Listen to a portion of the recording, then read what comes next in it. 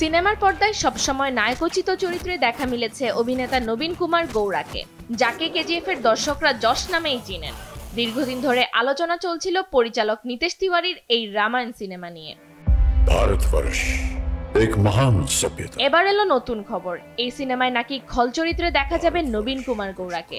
তবে দীর্ঘদিন ধরে এক খল চরিত্রে কাজ না করার জন্য টালবাহানা করেছিলেন যশ, কিন্তু অবশেষে রাজি হলেন রাবণ চরিত্রে কাজ করার জন্য। অনেকে ধারণা করছেন এবার নাকি রণবীর শাহরুখকেও হার মানিয়ে দিবেন এই অভিনেতা।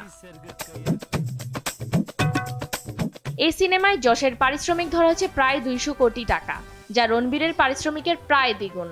এ ছবিতে সময় এবং শ্রম দুটোই বেশি দিতে হবে, তাই তো তিনি বলিউডের বড় অভিনেতার থেকে বেশি টাকা চেয়ে বসলেন। গত বছর মুক্তি পাওয়া জওয়ান মুভির জন্য প্রায় 120 কোটি টাকা পারিশ্রমিক নিয়েছিলেন বলিউডের কিং খান শাহরুখ খান। রণবীরের অভিনয় করা অ্যানিমেল ছবিতেও নিয়েছিলেন 100 কোটি টাকা।